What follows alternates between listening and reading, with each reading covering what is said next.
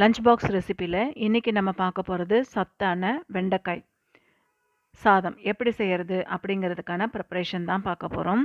நம்மளுடைய சேனலை சப்ஸ்கிரைப் பண்ணாமல் பார்க்குறவங்க சப்ஸ்கிரைப் பண்ணிவிட்டு பாருங்கள். பக்கத்தில் இருக்க பெல்லைக்கானை கிளிக் பண்ணிக்கோங்க. அப்போ தான் அடுத்தடுத்து புது வீடியோஸ் உங்களுக்கு நோட்டிஃபிகேஷனில் வரும். நான் ஒரு பேனில் ஆயில் விட்டுக்கிறேன். ஆயில் சூடானதுமே கடுகு உளுத்தம்பருப்பு சேர்த்துக்கிறேன்.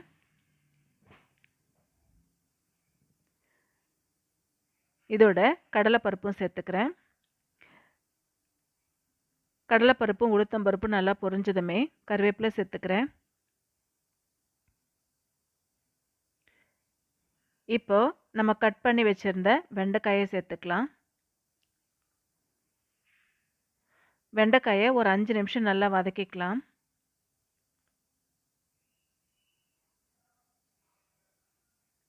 நல்லா வதங்கினதுக்கப்புறமா கொஞ்சம் மஞ்சள் தூளும் கொஞ்சம் சால்ட்டும் சேர்த்துக்கலாம். மறுபடியும் நல்லா வதக்கிக்கலாம். இப்போ ஒரு தட்டு போட்டு மூடி வச்சுட்டு ஒரு 5 மினிட்ஸ் கழித்து எடுத்து மறுபடியும் வதக்கிக்கலாம். இது போல் மூடி வச்சு நம்ம வதக்கணுன்னா நல்லா சீக்கிரமாக வதங்கிடும்.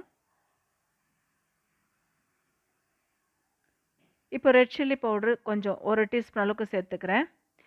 சீரகத்தூள் ஒரு 1/2 டீஸ்பூன் அளவுக்கு நான் சேர்த்துக்கிறேன்.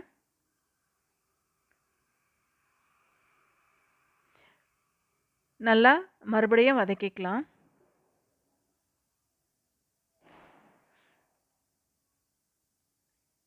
நல்லா வதக்கிட்டு லிட்டு போட்டு மூடி வச்சுட்டு ஒரு 3 மினிட்ஸ் கழித்து மறுபடியும் வதக்கலாம். இது போல் 2-3 முறை நம்ம வதக்கி விட்டோம்னா சீக்கிரமாக வதங்கிடும்.